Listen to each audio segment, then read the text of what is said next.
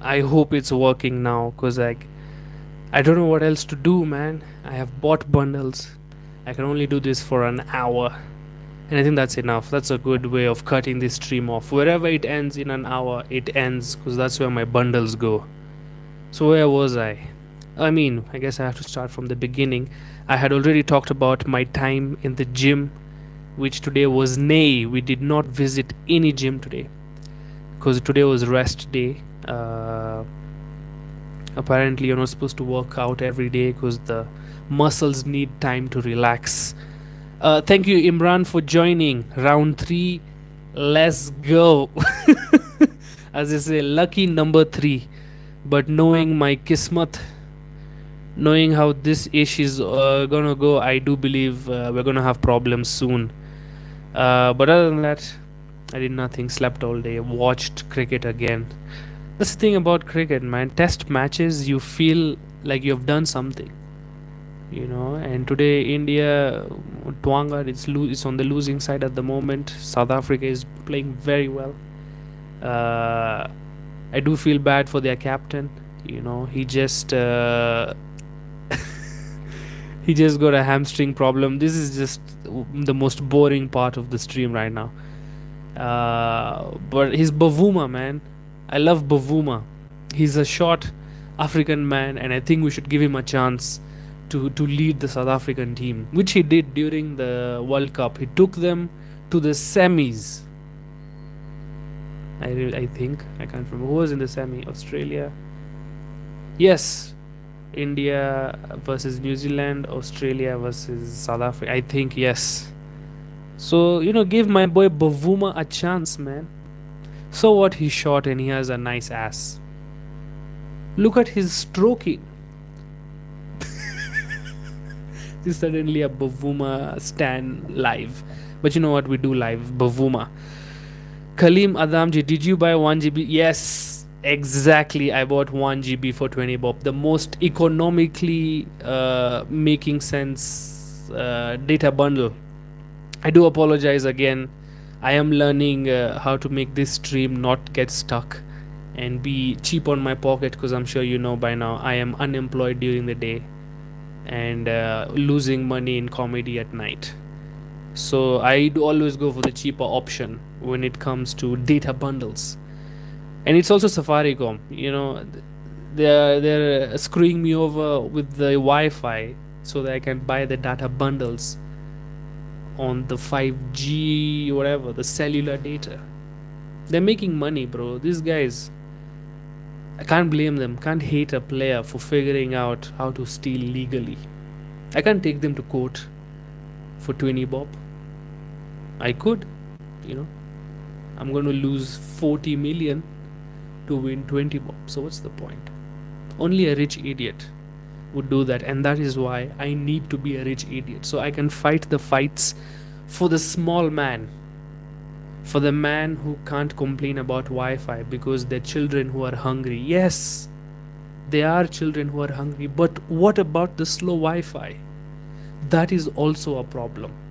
May not be a big problem to the kids who are not eating, because I think they're worried about food, but it is a big problem to the lonely comedian who wants to make a YouTube stream, who wants to go live. It is an issue, and that is why I need to earn money, so I go take this fight and win for the small man. Thank you. Oh, Kalim, have you ever heard of working or have you ever had a working job besides comedy? Yeah, man, I've talked about it before, but maybe 7 to 8 jobs. The first one was, I would say, okay, it was, I don't know what sifarish is. It's nepotism, but like connections. Maybe the first job I got it through my mom's word. Mom talked to one of her friends. She's like, "Yo, my son has this. He's in uni. He needs something to do in the morning." And they're like, "Oh yeah, my mom's friend is like, oh yeah, even me, my son, he works in this company. I don't think they have any position, but since you're my friend, I can force my son to give your son some space." Even if we don't need him there, I think it'll be a good thing to have somebody that no one needs over there. So that's what it was. I felt useless. They didn't need an extra guy, but they still had me. Yeah, I was in the sales department, but I didn't do much sales. I just sat there the whole day in the beginning, took selfies, did nothing. And then one day, I came there. The guy is like, "Hey man, there's no parking for you," and I got disrespected, man. No parking for me, bro. You haven't seen me come here 3 days before to do nothing. You think I come here for fun, and now you're gonna tell me I park outside and I lose money? Come on, man. Me, I'm done. And I called the guy. I'm like, yo, they didn't give me parking, so I'm done. Click. He didn't even call again. I think even he was relieved that I didn't come again. He's like, all I had to do was not give him parking. I didn't even know he had a car. This is freaking awesome.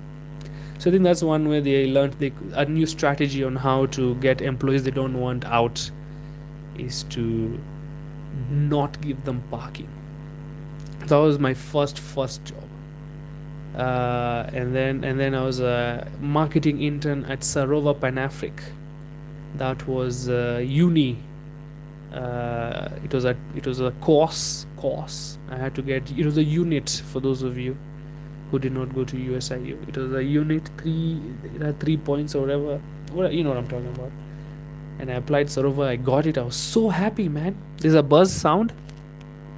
Let me know if it goes away. That's usually the mic. I need to really invest in this podcast. The internet is bad. The mic is a problem. I will work on all this. Let the income starts rolling in, bravas. So the second job, marketing intern, Sarova Panafric. Uh, at least I was doing something there. I was printing posters. I was making some social media stuff. I was helping them making presentations, and I think that's where I learned the best way to impress these old people is to make a social media presentation that really blows their mind. When I was in the job market, I could say, I did a PowerPoint presentation on what our current social media is and what it can be, and I showed it to my supervisor. She's like, God damn, this boy is a genius. You should be doing stand-up comedy. What are you doing here? Everybody used to tell me shit like this. But then she took me to a meeting with the board, the managing board, and they loved me. Like, yo, when is this internship ending? In 3 months. Okay. Please give me your number. So, those 3 months went very nicely. The problem was I had to wear a coat. I'm not used to wearing this official shit, man. Coat, name tag, tie. I mean, if I go to a hotel, I want the person who does my job to look like that. Don't get me wrong, but I don't want to be that guy. you know I couldn't stand on informal shoes. I didn't like it at all. They said you can't wear jeans. I'm like, okay, but you see, my skin, I am allergic to cotton, especially in the trouser form. So can I just wear cotton jeans instead? They're like, no man, not yet. You don't have the clout to pull that off yet. Maybe once you get the clout you can pull that off, but for now, if you want to get full marks in your internship, just wear a trouser. I'm like, okay ma'am. So that internship led, let me just talk about the Sarova experience, then we move to the next one. That internship led to them calling my friend and I to Sarova Mombasa, which is White Sands, to do like a end year helping, because at the end of the year they're very busy, so they need as much help as they can. So I was there for like 2 to 3 weeks at the end of the year. One of the best times of my life. I think that's the first time I saw fireworks while I was tripping on that ganja. I hope my sister is not watching. I'm joking, just Smith. These are all jokes. It was fun. You're just on the beach at night and you just see all the fireworks. You start appreciating life a bit more. You forget that you just stood for 19 hours straight doing nothing. There, I was concierge at White Sands. I was in the concierge team. I was a bellboy. Is that a word? The guys who carry your luggage to the hotel room. Now, I haven't been in this hotel, and the rooms are organized very horribly. So, even taking people to their rooms with their luggage was a problem for me. Cause and that was also weird because, in Kenya, it's not very common. I would say it is not even a thing. I was probably the first Indian bellboy, or Muhindi as we are called over here. Uh, and that would used to, freak people a bit. Like, yo, this, am I supposed to tip? I always, some ladies used to give me tip like they were shy. Like, I don't usually do this, but if the guy is an Indian, I think I have to tip. So here is 200 shillings. I did make a bit of money. The tips did kind of add up. Uh, but I didn't like it. It wasn't suited for me.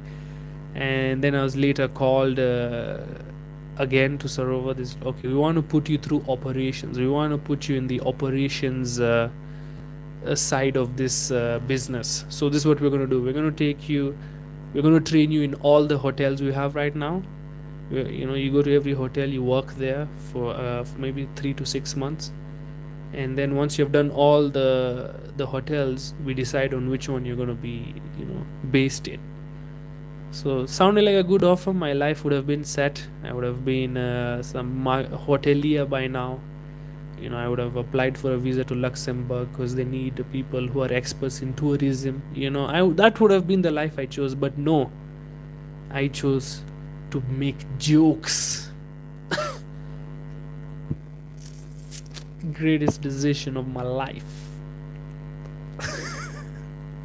I think one of the thing is I had already done like Churchill Raw by then, and there's once I was just standing in the reception area, just waiting for guests to come, and then one guy just passed, crossed, looked at me, did a double take.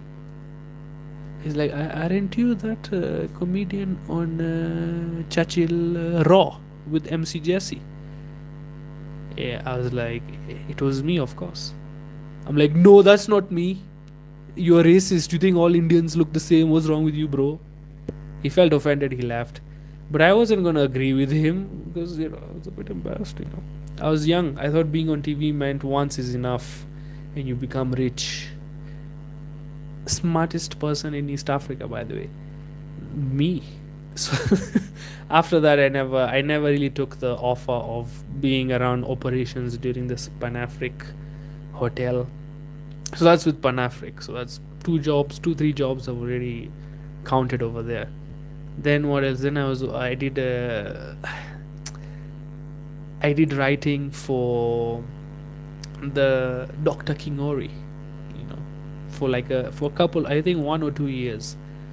The working hours were interesting. It was late nights, uh, and my jokes hardly made it to the script. I don't think anybody else's jokes made it. Kingori had wrote it himself. He just needed our opinion, I guess. So that was okay. But the pay was not that great, but it was about to get great, and that's when I was kicked off, or my contract was not renewed. I also wrote for Varshita. I think I've also talked about this. My favorite episode, I think, the first one I wrote was, I noticed that these preachers, this in a matatu, whenever they enter, they preach, but they never pay. So they annoy you, they ruin your mood, but they also get a free ride. I'm like, that's a good thing to observe. So I wrote a scene where Yusuf Varshita is an Indian lady who's romantically involved with a non-Indian guy, with a Kikuyu man, I don't know. But so then one of the Indian lady's relatives is going somewhere and he forgets his wallet at home and he's in a matatu. So he's in a predicament. How does he get out? He notices the preacher doesn't do that. So he realizes, yo man, if I start preaching, I can get a free ride too. So he stands up. It's like in the book of Ramayana when Hanuman was sent to fetch the plant, the Jadi Booty. He did not know what it looked like. So what did Hanuman do? Did he give up like most of us give up whenever we are faced with obstacles? No, that is not what Hanuman did, because that is not the cloth from which he's made. You know what Hanuman did? He said, I don't know what the plant looks like. It's on this mountain. You know what I'm going to do? I'm going to carry this mountain. So, anyway, Sadaka. No, Sadaka. Okay, so he just bounces. Basically, that was the scene, and everybody said, hey, good scene, nice scene. I got very motivated.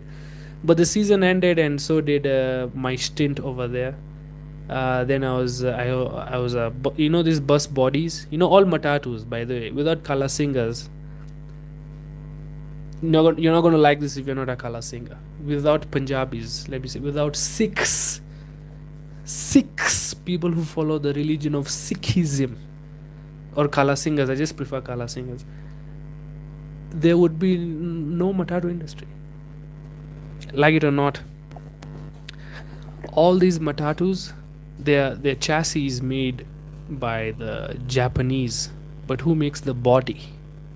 Who gives it the curves? Who adds the bosom in the matatu? Kala singers. So I got a stint in one of those companies. It's one of the best companies, I would say, for bus body building, and I was a field sales manager over there, and the pay was great. But I couldn't sell buses, man. Like, you know, if somebody wants to buy a bus, tell me, I can arrange that. But you want me to convince somebody to buy a bus? You know, I didn't figure that out. Apparently some people can. Some people are gangsters in that, and they're culling good money, but I don't know. I didn't crack that one, and I left that one after 7 months again. And then TMI came, too much information with Ty Gashira. That was one of the most fun experiences of my life. Before that, okay, let me just talk about TMI. That's like the Daily Show, you know.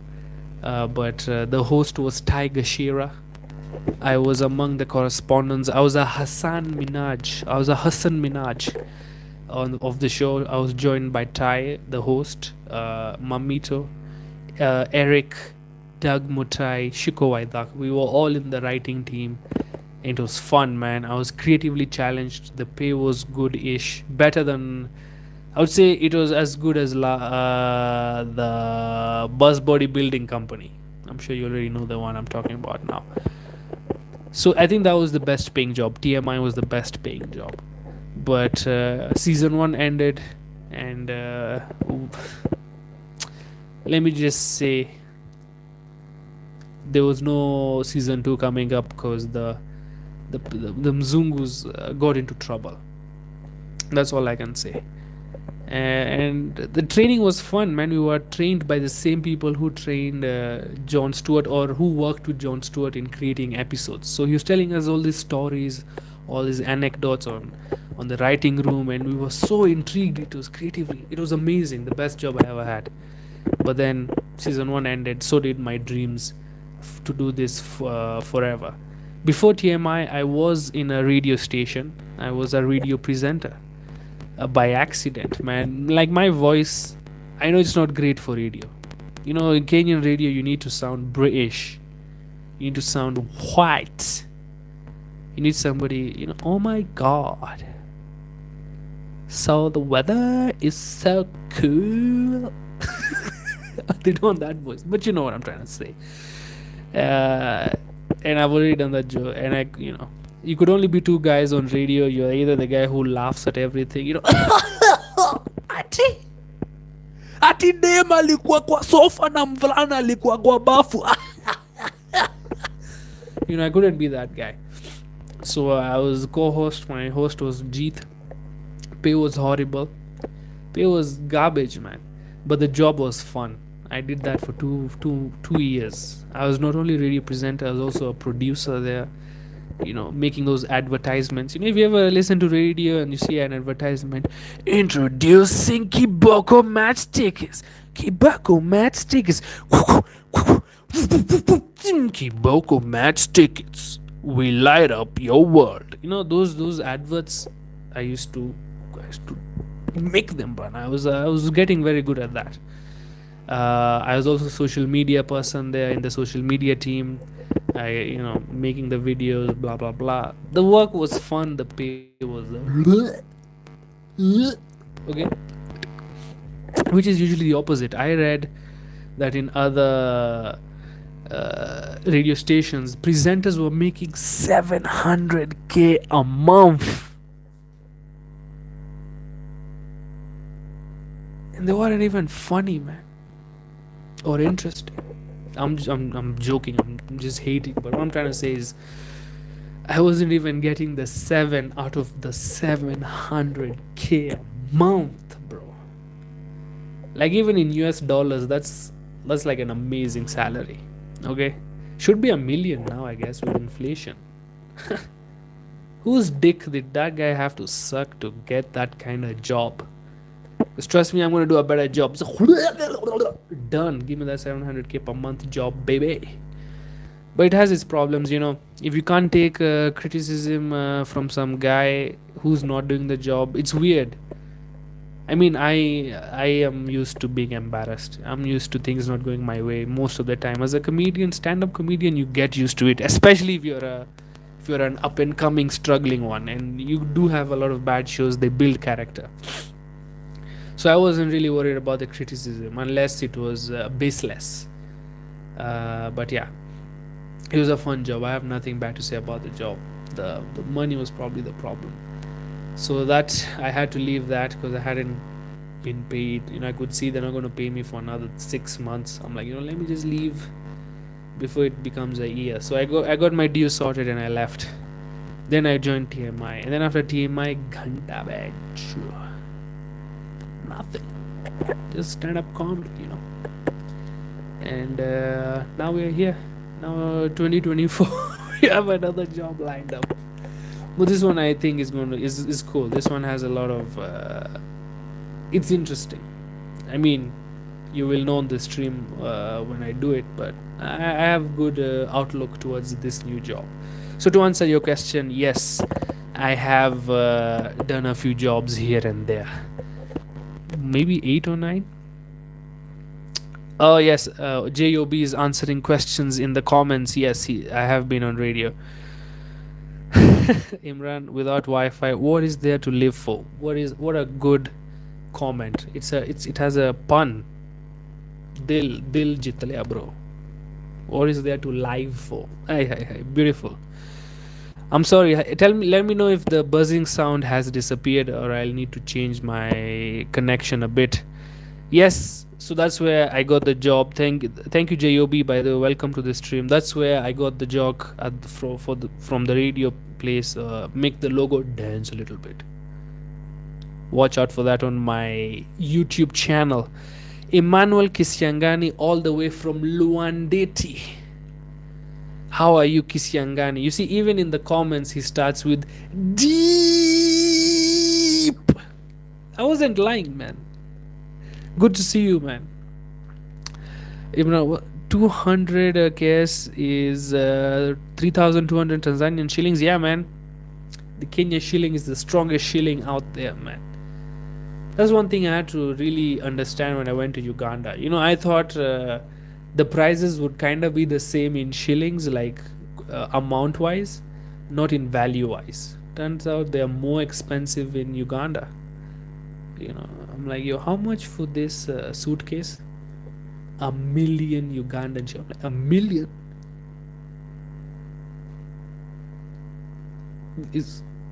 You guys just talk like bread is not 60 bob. What is bread is in the thousands. It changes how you look at money if everything just costs thousands and millions. You don't start valuing money. I think that's why countries with strong currencies value things, man. Like, this glass is $100. Damn, that's a lot of money. As we hear, this is 100 shillings. That's nothing. That's worse. That's cheaper than free. I know there's a lot of classism in this joke, but that's what this stream is all about. Punching down. That should be the stream's name. punching down. Nice tuning in time to hear what the white, what is it? What the white Kenyan, to hear the white Kenyan imitations. Yeah, man. There are not many white people in Kenya. I don't know if that's a good thing or a bad thing. You know, everybody says South Africa is better because the whites were there for a while. Somebody's not from South Africa, sure, I guess. You know, I mean, the whites have been in Chicago, Detroit for a while, but why is that place garbage? Why would anybody rather be in Nairobi or Champala or Zanzibar than be in Detroit or some parts of Parhui? So it doesn't have to do a lot with white people. Anybody can make a civilization if you're allowed to. I don't want to use bad words because then I'll have to go back and edit them out. But it's easy to build a civilization if you're allowed to take everything from another civilization. Like if you're allowed to just make buildings with money from a place you don't have to pay back, I'm pretty sure most people can figure out how to make a good society. That's the thing. Right now, after independence, the most nations have to learn how to make the country or with resources from within. Does that make sense? Rather than a marginalized group of people who have not discovered machinery weaponry yet. So now you're taking advantage of your machines. So I'll chop your hands if you don't give me that butter or whatever, chocolate, whatever it was, rubber. Now it's a bit difficult because it's from within. You have to tell your own people and build those. So yeah, and mostly white people are around Nanyuki, because of the British base over there. I don't even know why we have it. I just think it's one way we earn foreign exchange. I'm pretty sure the British government pays the Kenyan government some money, some Jamhuris. No, we don't. Who is it? Some Kenyattas, some Benjamins, some long live the Queen Elizabeths to keep the base there. And the Kenyan go, oh, no problem, sure. Just don't kill our elephants or murder prostitutes. And the British people like, can't promise, Puro, welcome to the stream. The first time seeing your name. I have finally caught the live. Big up Amandeep gang, my brother. We do this every day, 10 p.m. Nairobi time until 3rd January, after which we'll have to decide whether it's going to be once a week or twice a week. But for now, it's going. The buzz is still there. I hope it's gone, because if it's not gone, I'm sorry, it'll stay like this. I'll have to buy a new mic because I don't know what else to do. Today I don't feel really good because I did nothing. I'm one of those assholes or those chudus or those unlucky people that if they don't do anything, they hate themselves. They feel like they've wasted their day. I know it's a unique personality. I think I'm the only one who thinks like that. So I'm sorry if it's sounding like foreign to you, because I'm sure you guys are very productive people. So today is one of those days I did nothing. Like even as I was watching the test match, I was like, man, this is shit. I'm watching some other great people do great things. What about me, man? That's the kind of thoughts I get. So I was a bit bummed out today. But even Sachin Tendulkar gets out on 0. Even Messi does not score in a game sometimes. Even Messi gets a yellow card. I don't know what other analogies I can say. Even Serena Williams loses a game, a match. It happens. Not every day is a W. I mean, not every day is a fight where you have to win. Some days are just days you have to go by, which is what I think now. I'm sure these views will probably change as I get older. When I get the money, I'm like, there's no day that you should sit at home. Every minute that passes is a minute you can make money. is a minute you can improve your life, is a minute you can improve the life of people around you. I want to be one of those motivational speakers. I'm pretty sure they make quite a lot of money just lying to people. They think one solution works for everybody, which I guess is how you make your money. You provide a solution that works for the mass market, and an idiot is born every day, and one of those idiots buys your product, and bada bing, bada boom, you're on Forbes under 30, 30 under 30. Congratulations, I've given you the tip on how to make it in this life. Or if you are productive but still feel like shit,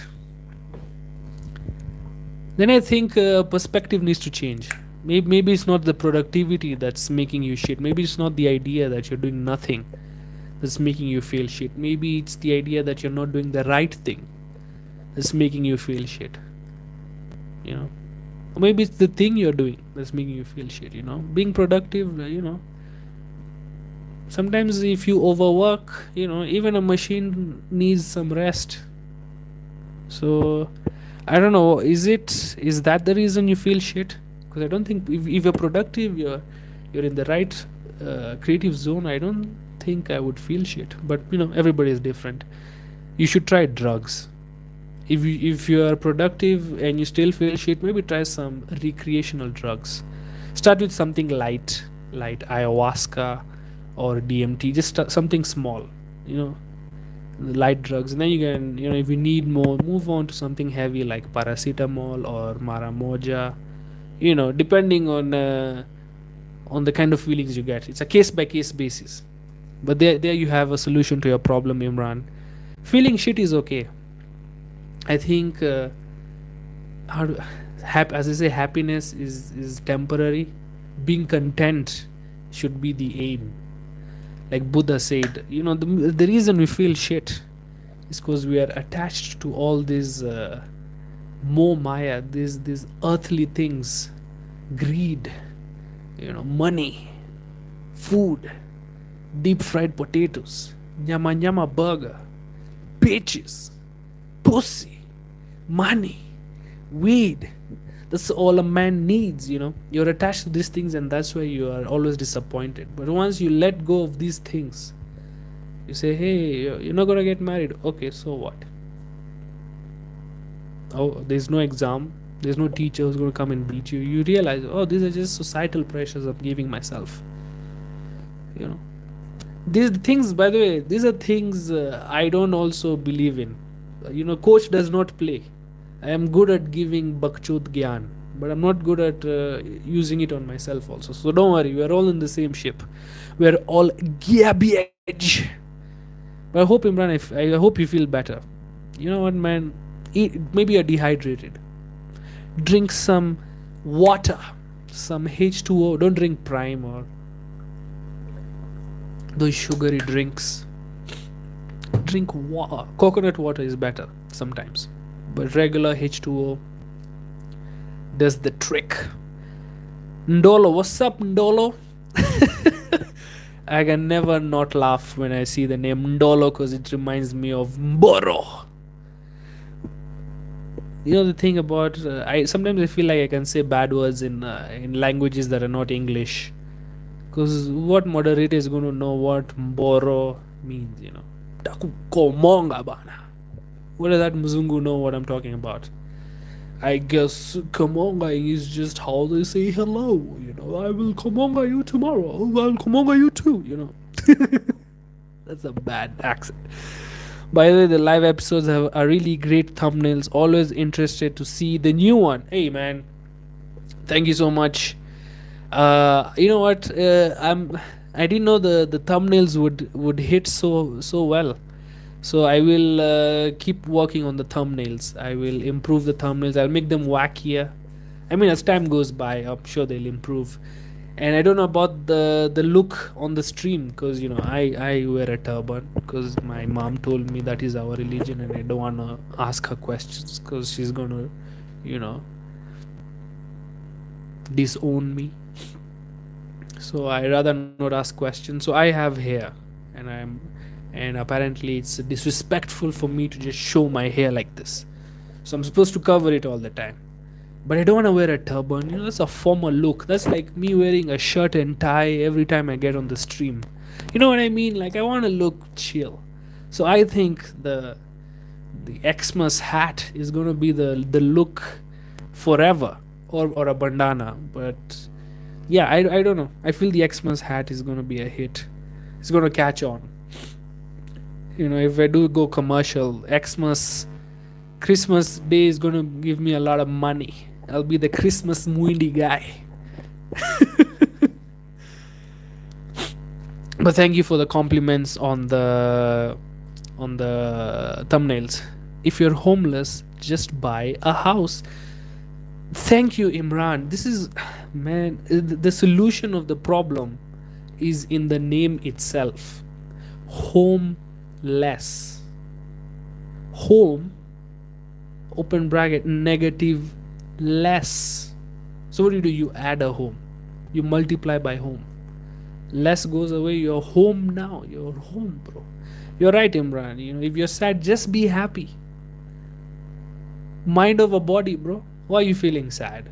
Oh, I don't have a job. Okay. Being sad won't help. Neither will being happy. But if you're gonna be unemployed and you have the option, I think being juiced up on drugs and being happy is a better way to go. So that's what we should do. Feeling bad, the solutions, man. There's a whole economy built on making people happy. And it's just the government that doesn't want you to be happy. That's why they make these drugs illegal. They want to keep it for themselves. It's not even big pharma, it's big government greed. BGG. Don't forget about it. Do drugs. Imran says, I was mostly kidding around, but that was a real wisdom drop, bruh. You're welcome. We'll take up on the paracetamol recommendation. You know what, man? Take it. It's good for high blood pressure also. I think it thins your blood. Or is that aspirin? Doesn't matter. This is a comedy stream. You come here for the best medical advice. Do you trim your hair? Okay, I'm going to answer this honestly, because there's a lot of curiosity about the Sikhism religion. So we do have, I have hair on top of my head. I have never touched this hair. I mean, with the scissors. I've obviously washed it like once in 3 years. That's what our religion recommends anyway. So I've never trimmed hair on top here. I have trimmed hair around here because mama didn't raise a bitch. I'm not gonna listen to everything my mom says. I gotta show her that, hey mom, I'm gonna stand up to you. And also because as you can see, it doesn't connect here. There's a lot of gap here, so when it grows I look like you should check my bag for things with timers on it. I look like American. If I go to American security, they want to do a random check on me. Are you see what I'm trying to say? I look like I would be celebrating on 2011 September 9 September. You getting the vibe? You know what I'm trying to say? Look like I have a crush on my cousin. You know what I'm trying to say? It's not a good look.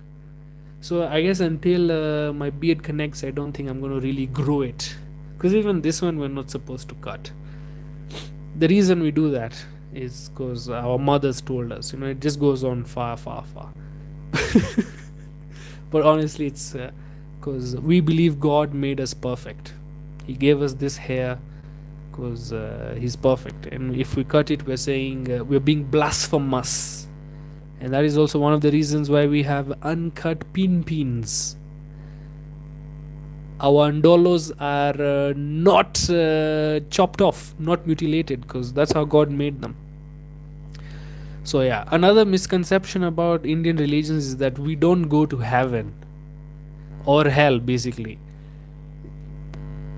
I mean, morally speaking, you could have that argument, Racism may be a reason you don't, maybe discrimination would be a reason we don't go to heaven, but not that we don't go to heaven. What do you think? Just because you believe in reincarnation doesn't mean there's a heaven or hell. The whole point is to escape the reincarnation so you could live eternally. So I hope I've clarified that misconception that Indians do not go to, or Hindus or Indian religion people, Eastern religion, Desi religion, whatever the word is. Too many ways of saying the same thing. But yeah, I hope I have answered some of your questions regarding my weird small minority religion. Weird for you, perfectly awesome for me. Bilal Adamji. Hello, Bilal. How are you? Assalamu alaikum, brother. Hi, coming here for the first time, just wanted to ask, are there any other paths along the way so far that you said no to as you pursue stand up? Yeah, man. My friend said, oh, let's try selling weed. I'm like, nah, man. I'm just a consumer. I don't know, get high on my own supply. Tony Montana, 1997. I'm joking, but no, I don't think I think the only opportunities that have come my way are opportunities I'll always say yes to. Maybe, maybe it's like a gig where the money is bad. Sure, I've said no to things like that, but I don't think anybody has approached me with a job that is not with my line. Like not even a musician. Like, maybe I don't have the skills that other jobs require, that somebody comes poaching for me, and I'm like, oh, no, no, no, I'm still focusing on stand up. I think other than the Sarova position, I don't think I've said no to or not pursued another path that I wasn't interested in. I think anything I had an interest in, for some reason, I figured out a way. And that's one thing I like about myself. I might not have the biggest brain, or the sharpest jawline, or the sexiest, deepest voice, but sometimes I listen to my heart and I make the wrong decision, and sometimes that's the right thing to do. Buju, what's up, Buju, Buju, Buju? Why do some Sikhs not wear their turbans? For the same reason, some Muslims, don't eat pork but will, cheat on their wife. Same reason a Christian will wear, cotton on top, silk at the bottom. No, it's very difficult to be a true anything. If you're living a modern life. And you can be religious. Is it a, what do you call it? A spectrum. Some people are too religious. Like some girl I have seen videos, she has a condition where she grew a beard. She's an Indian girl, of course. I mean, she's a Kalasinga girl, so she has a beard, but she's not gonna trim it. I mean, if you ask me, I'm like, yo, I think it's okay if you trim it. I will talk to God for you when we get to that moment. I'm like, come on, God. She is a girl. She has to get married. Very rare for boys to, like, come on, God. You gave her a bad hand. Come on, let her trim her beard. I could talk to God for her, but she's a stronger woman than me. Her faith is stronger, so she hasn't trimmed her beard. So I just think it's just different levels of religionism. Checky new words being invented. So yeah, I think it's it's not easy wearing a turban. It is depends on who you talk to. Like, some people are lazy, so they starch their turbans, so it's basically like a hat, which is more disrespectful. The worst thing you could do as a Kala singer is wear a hat. That's what I was told, because the turban is viewed as a crown. You don't remove a crown and then you replace it with a hat. That's disrespectful, man. So I kind of get that part. But I think the reason they don't, it sometimes is painful. If you starch your pug, your turban, the starch starts cutting your ears from the sides. It starts swelling, there are cuts, infections. That's a problem. Sometimes you tie it too tight and now you don't have good thoughts. Your brain is trying to breathe, but the pug is too tight. There are days. You can have bad hair day, as we can have bad turban days. The center is not in the center. Some hair is poking out from here. There are many reasons. It's mostly, I would say personally, for me, it's mostly if I'm leaving the house or a formal event is the turban for me. Otherwise, I would like to keep it the way it is right now. I just let it breathe. But that's just me. It's different depending person to person. Karanja. Hi. My caretaker. Good to see you, Karanja, all the way from Germany. Guten Tagging right now. JMO Giga, can you talk about the cremation aspect of your culture? Yeah. Uh, when people die, they are burnt. Moving on. Okay. The reason most, I think, people in my culture or my religion, opt for cremation is it's cheaper. You know, you don't have to buy land and then bury the person. It's more expensive to maintain a cemetery than just burning the guy. And also because we believe in reincarnation. So the bodies are just a vessel. So it's like how do I say? It's like a snake when it sheds its skin. You know, the skin has no life in it. It means nothing. You just burn it. It's cheaper, doesn't take up space, and if you're Hindu, if they burn you next to the Ganga river, that's how professionals call it. But if you are educated in a Western society, you call it the Ganges river. You're burnt, your ashes are spread there because apparently that's a nice way to have something. I don't know. So I think, yeah, that's one of the reasons they do it. Spread less diseases that way. If there's no dead body lying around, you burnt it, the disease is gone. So I think that's one of the reasons. And this is actually true. Speaking of burning people, colonization. What a weird topic, from burning people to colonization. But I remember there was a time in school we were asked a stupid question: the advantages of colonization. I was very young, but even I knew what are how would you say the advantages of colonization. It's like asking the advantages of being raped. There, no, you fall in love, nothing. There's. But I was young. I'm like, okay, I have to look for an advantage. So I did some research, and I learned in India. Our stream is about to end soon, so let me do this. In India, before the British came, when a husband dies, the woman was buried. The woman was thrown into the fire with him. It was called sati. The process was called sati. And when the British came, they're like, yo, we gotta stop this. And they made laws to stop that. So I would say that would be one advantage, where they stopped the practice of burning your wife when you die also. Yeah, so that's on cremation. I think I'm going to answer 3 more questions and then we can over. Or when it ends, my bundle is going to be over anyway. So you can't even trim if it goes too long. I mean, the hair, yeah, the whole idea is to not trim, is to tie it nicely under a turban, give it the respect it deserves. Some fellas have very long, luscious hair. Some Kala Singha's hair would make you really jealous. And they're thick, they're silky, man. So that's the whole point. Some people take pride on how strong and silky their hair is. Not me. I'm a degenerate. Me, I was a loser, man. Me in high school, I want to look cool. I thought, having the short cut hair, you look cool because you can style it and shit. But then I was in the temple praying to God. I'm like, yo, bro, can I just get into an accident and they have to cut my hair so at least I can have short hair for the rest of my life? Please, God. I was stupid. I wanted to get that. That's what no bitches does to a motherfucker. Starts becoming blasphemous, and it didn't happen.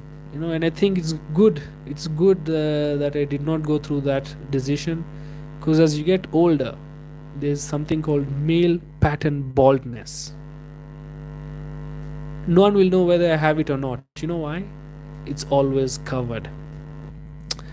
Buju, does the 44th tribe care about the politics of the country, or do they, if some even vote?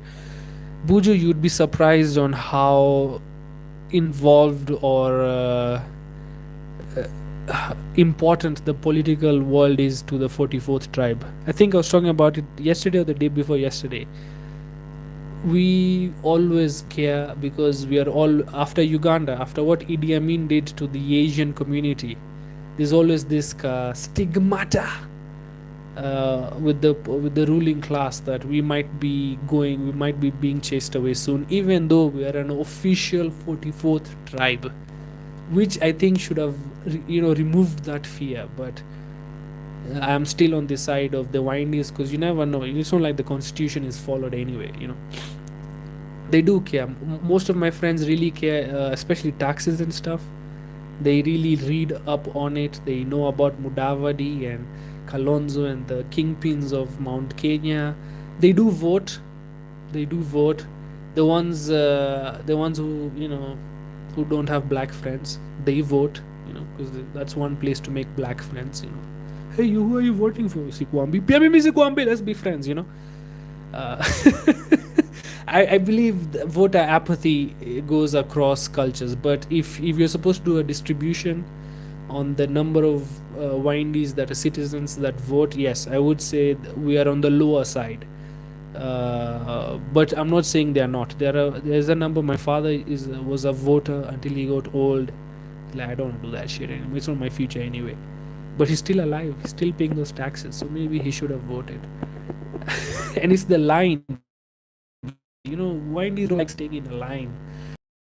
Even why is just me in general, just standing in a line in Kenya, we have a very bad queuing culture. The person just stands this close to you. You can feel the chest breathing, just and the breath, it's ugali in the morning, because everybody wants to be viral. They saw Gideri man, they're like, okay, I'm going to bring ugali, I'm going to bring freaking skuma, you're going to bring marawi, we're going to bring marawi, we're going to eat in the line, okay, make sure we're in the photo, I don't like standing in the queue, people's dicks touching your butt every time because they want you to move forward, and then you're pushed into the guy in front of you. Now he thinks you want to bang him. Now, it's a whole centipede type of thing. I think the day apathy will be removed completely is if we can have free and fair elections at home. If I can vote for a candidate at home, Tuende Brave, I'm your guy. I will do my duty. I will do my civic duty as a citizen, you see. But now I hate standing in queues. So maybe that's why other 44th tribe members don't like going to vote. And plus, we don't have Mtuwetu. That is the Kenyan voting culture. There's no Mahindra Singh, Sardar Mahindra Singh Dhoni as as a politician in Kenya. We have to vote for Mutu Mwingine, and that's very hard to be motivated to vote for somebody else to steal your money. So maybe there is a bit of voter apathy among the Indian community. And there are some politicians. Yeah, you're right. I think Parkland's MCA or something was a Muindi, mix of Muindi. I think Kalenjin and Muindi, and then Kisumu had one. And long ago, the mayor of Nairobi was also a Kalasinga during the British era. So, okay, guys, I do believe the stream is getting its problems right now. My data is about to run up, and David Mashari is joining us from Nigeria. For other lives, please follow my friend David Masharia. We have done a few jokes. I don't know if you noticed, I have plugged in a few jokes that I was working on in the stream. So I'm feeling like this stream has been very helpful. I do apologize for the horrible internet connection. I'll try to either buy better bundles or just pay more to Safaricom. Like, steal more, but just make sure it's connected throughout. But other than that, thank you everybody for joining me on this lovely stream tonight. And as usual, Vande Mataram.